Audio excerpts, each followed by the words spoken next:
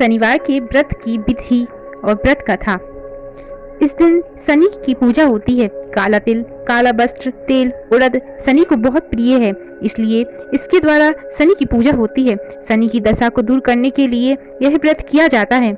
शनि स्रोत का पाठ भी विशेष लाभदायक सिद्ध होता है। व्रत कथा। एक समय सूर्य, चंद्रमा, मंगल, बुध, बृहस्पति, शुक्र, शनि, राहु और केतु इन ग्रहों में आपस में झगड़ा हो गया कि हम सब में सबसे बड़ा कौन है। सब अपने आप को बड़ा कहते थे। जब आपस में कोई निश्चय ना हो सका तो सब के सब आपस में झगड़ते हुए इंद्र के पास गए और कहने लगे कि आप सब देवताओं के राजा हो, इसलिए आप हमारा न्याय करके बतलाओ कि हम नवों ग्रहों में सबसे बड़ा कौन है। राजा इनका प्रश्न सुनकर घबरा गए और कहने लगे कि मुझसे यह सामर्थ्य नहीं है जो किसी को बड़ा या छोटा बतलाऊं। मैं अपने मुख से कुछ नहीं कह सकता हूँ। हाँ, एक उपाय हो सकता है। इस समय पृथ्वी पर राजा विक्रमादित्य दूसरों के दुखों का निवारण करने वाला है, इसलिए तुम सब मिलकर उन्हीं के पास जाओ, वही तुम्हारे दुखों का निवारण करेंगे।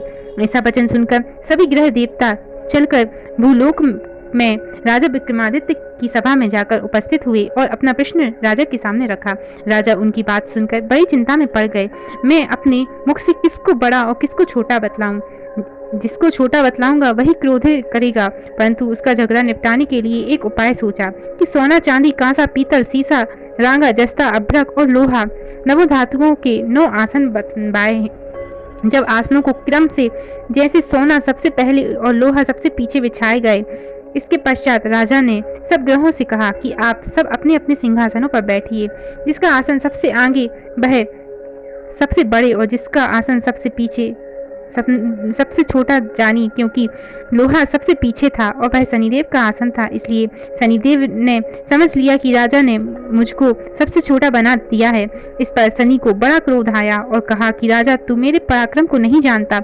सूर्य एक राशि पर 1 महीना, चंद्रमा 2.25 महीना 2 दिन, मंगल 1.5 महीना, बृहस्पति 13 महीने, बुध और शुक्र 1 महीने, परंतु मैं राशि पर 2.5 और 7.5 साल तक रहता हूँ। बड़े बड़े देवताओं को भी मैंने भीषण दुख दिया है।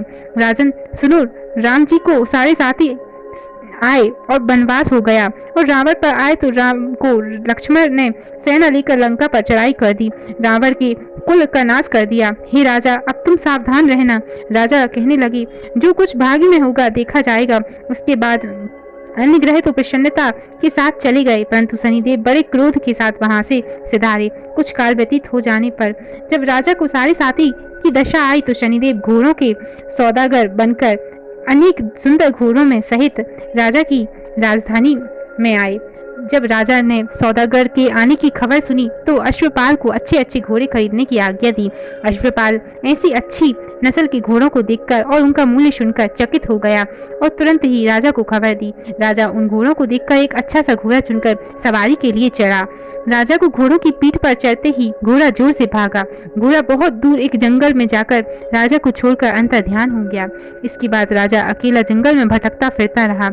बहुत देर के पश्चात राजा ने भूख और प्यास से दुखी होकर भटकते भटकते एक ग्वाले को देखा। ग्वाले ने राजा को प्यास से व्याकुल देखकर पानी पिलाया।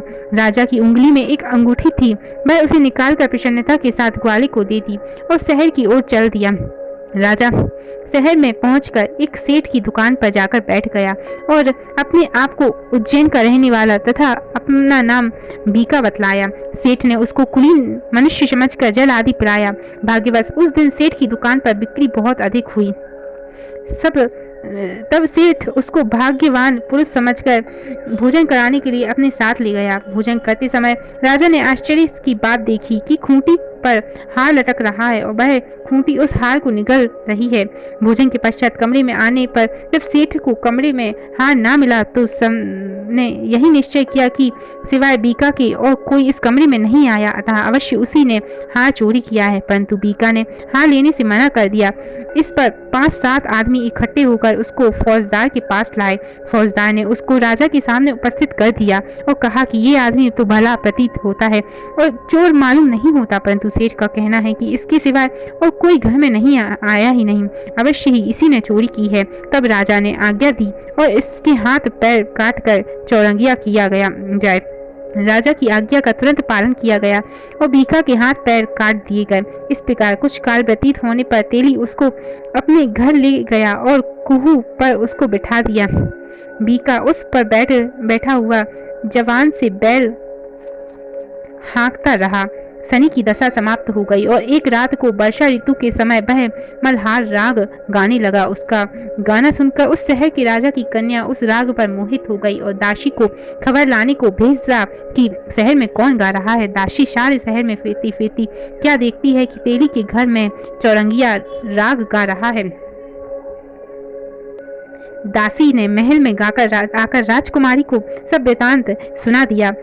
बस उसी क्षण राजकुमारी ने अपने मन में यह प्रण कर लिया कि चाहे कुछ हो जाए, मैंने इस चौरंगिया के साथ विवाह करना है। प्रातः काल होते ही जब दासी ने राजकुमारी को जगाना चाहा तो राजकुमारी अनशन व्रत लेकर पड़ी रही। तब दासी ने रानी के पास जाकर राजकुमारी के न उठने का वृतांत कहा। रानी ने तुरंत ही वहां जाकर कुमारी को जगाया और उसके दुख का कारण पूछा तो कुमारी ने कहा कि माता जी, मैंने यह प्रण कर लिया है कि तेली के घर में जो चौरंगिया है उसी के साथ विवाह करूंगी। माता ने कहा, पगली, यह क्या बात कह रही है? तुझको किसी देश के राजा के साथ परणाया जाएगा। कन्या कहने लगी कि माता जी, मैंने अपना प्रण कभी नहीं तोड़ूंगी। माता ने चिंतित होकर यह बात राजा को बताई। तब महाराज ने भी आकर यह समझाया कि मैं अभी देश देशांतर में अपने दूत भेजकर सुयोग्य, रूपवान एवं बड़े से बड़े गुणी राजकुमार के साथ तुम्हारा विवाह करूंगा। ऐसी बात तुमको कभी नहीं विचारनी चाहिए। कन्या ने कहा, पिताजी, मैं अपने प्राण त्याग दूंगी परंतु दूसरे से विवाह नहीं करूंगी। इतना सुनकर राजा ने क्रोध से कहा, यदि तेरे भाग्य में ऐसा ही लिखा है तो जैसी तेरी इच्छा हो वैसा ही कर। राजा ने तेली को बुलाकर कहा कि तेरे घर में जो चौरंगिया है उसके साथ मैं अपनी कन्या का विवाह करना चाहता हूँ। तेली ने कहा कि यह कैसे हो सकता है? कहाँ आप हमारे राजा और कहाँ मैं एक नीच तेली। परंतु राजा ने कहा कि भाग्य लिखे को कोई टाल नहीं सकता, अपने घर जाकर विवाह की तैयारी करो। राजा ने उसी समय तोरण और बंधन वार लगवाकर अपनी राजकुमारी का विवाह चौरंगिया विक्रमादित्य के साथ कर दिया। रात्रि को जब विक्रमादित्य और राजकुमारी महल में सोए तो आधी रात के समय शनिदेव ने विक्रमादित्य को स्वप्न दिया कि राजा, कहो मुझको छोटा बतलाकर तूने कितना दुख उठाया। राजा ने क्षमा मांगी। शनिदेव ने प्रसन्न होकर विक्रमादित्य को हाथ पैर दिए। तब राजा ने कहा, महाराज, मेरी प्रार्थना स्वीकार करें कि जैसा दुख आपने मुझे सौंप दिया है वैसा और किसी को ना दें। शनिदेव ने कहा कि तुम्हारी यह प्रार्थना स्वीकार है। जो मनुष्य मेरी कथा सुनेगा या कहेगा उसकी मेरी दशा में कभी किसी प्रकार का दुख नहीं होगा और जो नित्य ही मेरा ध्यान करेगा या चींटियों को आटा डालेगा उसके सब मनोरथ पूर्ण होंगे। इतना कहकर शनिदेव अपने धाम को चले गए। राजकुमारी की आंख खुली और उसने राजा के हाथ पांव देखकर आश्चर्य को प्राप्त हुई।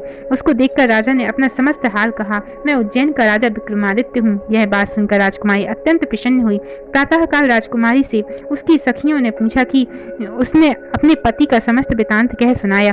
तब सब ने प्रसन्नता प्रकट की और कहा कि ईश्वर ने आपको मनोकामना पूर्ण कर दी। जब उस सेठ ने यह सुनी तो मैं विक्रमादित्य के पास आया और राजा विक्रमादित्य के पैरों पर गिरकर क्षमा मांगने लगा कि आप पर मैंने चोरी का झूठा दोष लगाया, अतः आप मुझको जो चाहे दंड दें। राजा ने कहा, मुझ पर शनि का प्रकोप था, इसी कारण यह सब दुख मुझको प्राप्त हुआ। इसमें तुम्हारा कोई दोष नहीं, तुम अपने घर जाकर अपना कार्य करो। सेठ बोला कि मुझे सब तभी शांति होगी जब आप मेरे घर जाकर प्रीतिपूर्वक भोजन करोगे। राजा ने कहा कि जैसी आपकी मर्जी हो वैसा ही करें। सेठ ने अपने घर जाकर अनेक प्रकार के सुंदर भोजन बनवाए और राजा विक्रमादित्य को प्रति भोज दिया। जिस समय भोजन कर रहे थे एक अत्यंत आश्चर्य की बात सबको दिखाई दी कि खूंटी पहले हार निकल गई थी, वह अब हार उगल रही है। जब भोजन समाप्त हो गया तो सेठ ने हाथ जोड़कर बहुत सी मोहरें राजा को भेंट की और कहा कि मेरे श्री कंबर नामक एक कन्या है, उसका पाणी ग्रहण आप करें। इसके बाद सेठ ने अपनी कन्या का विवाह राजा के साथ किया और बहुत सा दान दहेज आदि दिया। इस प्रकार कुछ दिनों तक वहां निवास करने के पश्चात विक्रमादित्य ने शहर के राजा से कहा कि अब मेरी उज्जैन जाने की इच्छा है। फिर कुछ दिन बाद विदा लेकर राजकुमारी मन भावनी सेठ की कन्या श्री कंबरी तथा दोनों जगह के दहेज में प्राप्त अनेक दास दासी रथ और पालकियों सहित विक्रमादित्य उज्जैन की तरफ चली। जब शहर के निकट पहुंचे और पुरवासियों ने राजा के आने का संवाद सुना तो समस्त उज्जैन की प्रजा अंगवानी के लिए आई। तब बड़ी प्रसन्नता से राजा अपने महल में पधारे। सारे शहर में बड़ा भारी महोत्सव बनाया गया और रात्रि को दीपमाला की गई। दूसरे दिन राजा ने शहर में यह सूचना कराई कि शनिश्चर देवता सब ग्रहों में सर्वोपरि हैं। मैंने इनको छोटा बतलाया, इसी से मुझको यह दुख प्राप्त हुआ। इस कारण सारे शहर में सदा शनिश्चर की पूजा तथा कथा होने लगी। राजा और प्रजा अनेक प्रकार के सुख भोगती रही। जो कोई शनिश्चर की इस कथा को पढ़ता या सुनता है, शनिदेव की कृपा से सब दुख दूर हो जाते हैं। शनिवार की कथा को व्रत के दिन अवश्य पढ़ना चाहिए। ओम शांति, ओम शांति, ओम शांति। बोलो शनि भगवान की जय। ओम शम शनिश्चराय नमः।